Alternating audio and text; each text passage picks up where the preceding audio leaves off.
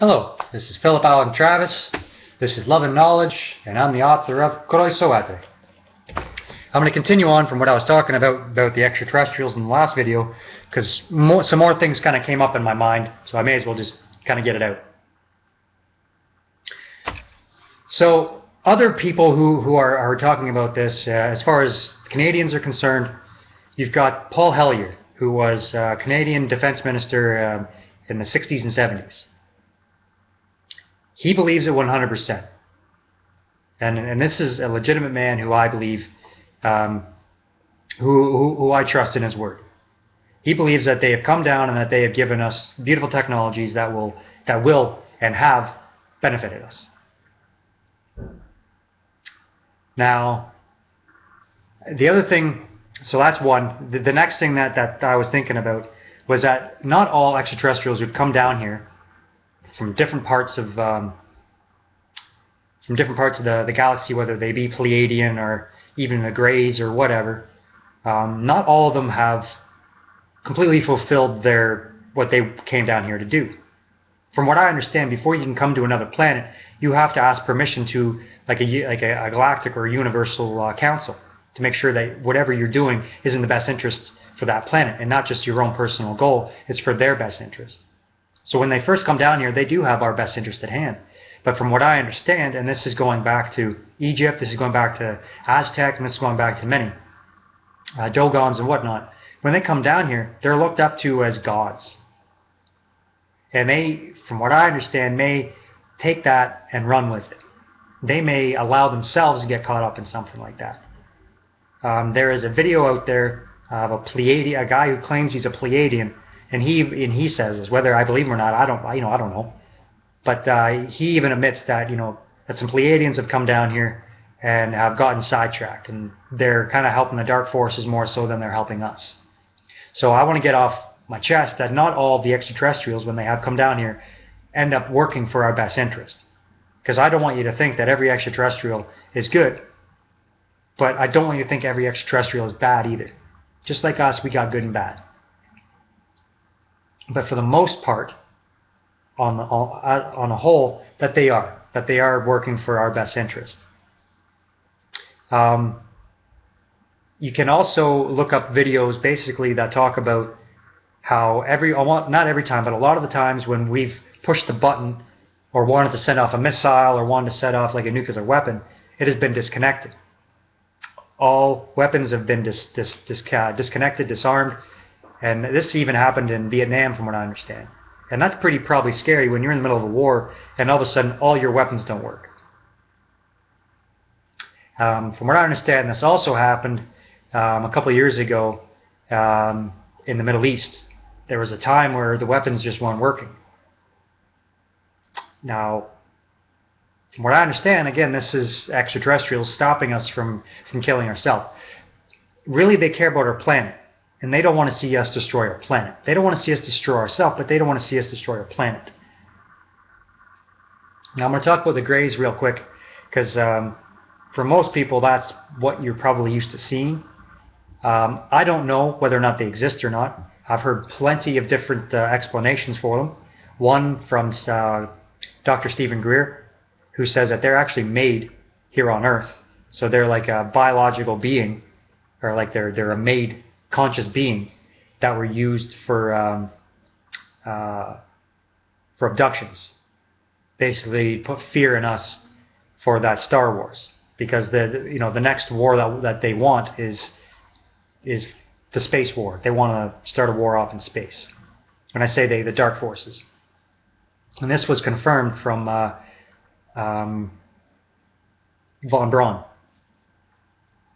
Either Warner or Werner or Warner von Braun. He even mentioned this, that's what was supposed to happen. Now, I don't see it happening anymore. I think we've moved past that and we're moving towards a beautiful age. But again, the dark forces wanted that. Apparently there are weapons up in space and all this. Whether they're going to be used or not, I don't think so. I think that's done and over with. But anyway, so getting back to the Greys. I've heard that they're from Zeta Reticuli as well. I've heard that they're from other parts of the planet. I've heard that there are different types of the Greys. The taller ones and shorter kind of shorter ones. Some of them don't have any emotions because they went through war and they figured that was because of emotions. So they bred out emotions, which is possible. If you can breed out a religious belief, I believe you can breed out emotions. I believe that. Whether it's true or not, I don't actually know, but that makes sense to me. So some of these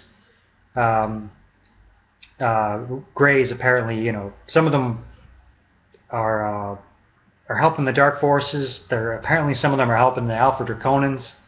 Alex Collier talked about in the early 90s how there might be, or he believes that there is Zeta Reticuli, that there's Alpha Draconans, or the reptilians, underground, and for most people know that a lot of kids go missing. There's a lot of missing persons and a lot of missing kids, and that's due to apparently the reptilians only like to eat children. So these Zeta Reticuli, or some of these Greys, are taking the kids and then bringing them down to them as like a deal to kind of help each other out. I've also, this kind of goes along with the idea that the Illuminati, quote unquote Illuminati, are have the reptilian bloodline, have breeded into this body, because they apparently like to kill and eat children as well. Now I'm going to say this real quickly. Whenever I talk about a body, and if I say we, as this human species, I'm not talking about your spirit or your soul. I'm talking about this physical body. It's you yourself are a piece of God. Your spirit is a piece of God. It's not this body. You are not this body. You are using this body. It's a vehicle. So don't take it too personally. If let's say the reptilians don't like this being, it's not that it doesn't like this being. It just doesn't, or it doesn't like you personally. It's just it doesn't like this being. It doesn't like this vehicle. It represents something very negative to them, if that's the case. The reptilian, also from an interview that David Icke did with an African shaman. I can't pronounce the guy's name, but he even talked about in his ancient knowledge that there was reptilians who came down, and at the very beginning of time, I guess we were mixed gender. We were both male and female, and things were kind of easy at the time, and things were going well. And then I guess these guys came down, and we started looking up to them. When I say we, again, the beginning of this vehicle, the beings started looking up to them, and somehow, from what he says, these reptilians, or these beings, set up two different caves. One was like a red color, and the other one was a green color. And if you went into one, you came out female. If you went into another, you came out male. And you started speaking different languages and whatnot, which caused a huge problem within us. And then they basically, the idea was that they wanted to tell us that we could be like them. And I guess they caused some problems. Now that's in an interview with David Icke with this African shaman. I'd say definitely take a look at it. It's a long interview, but the information is pretty cool. Now there's also an interview that's not a video, but it's written. And I'd say check it out. It's on Google. I guess type in interview with a reptilian. There's reptilianoids on this planet. Now there's ETs and then there's ITs. So that interplanetary beings who have grown and then moved into the Earth, because it's a lot safer to live in the Earth than it is to live like on the Earth, because of volcanoes, because of tsunamis, the Earth changes and all that. It's just easier to live there, especially if you're a multidimensional being. I guess they live within plasma. You'll have to check out some interviews with Drunvalo on that one, but this one interview that I'm going to talk about, it's with the one that's the written interview with the reptilian. It's a female, and I guess she explains how there are reptilianoids who are of this planet, so they're not off-planet reptilianoids. They're of this planet, and they don't like us.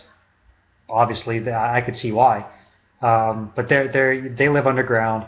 They've been here for a long time, and she even says that the dinosaurs that died out was because of a nuclear blast. I've heard this too from somewhere else. She, as far as I'm concerned, she confirmed it for me.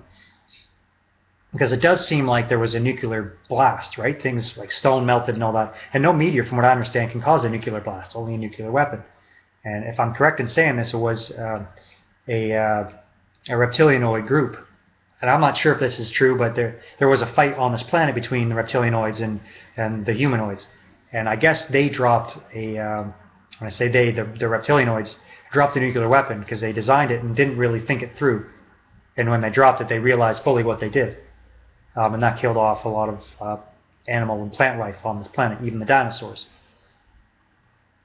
So that's okay. That's my rant. I'm getting up to the 10:30 thing here again. So that's pretty much all I'm going to say on the extraterrestrials. You got this video and my last one. If I come up with anything new, or let's say if I meet one, if I'm allowed to, I'll say something. But again, look up Paul Hellyer, Canadian ex-defense minister. Look up Alex Collier, Miriam Delicado, David Icke for the reptilianoids, and look up that interview on Google, the female reptilian interview. Anyway, I love you very much. God bless, and again, to the extraterrestrials who are watching this, who are for beauty and looking after our health, for our best interest, thank you very much, and I do look forward to working with you. God bless.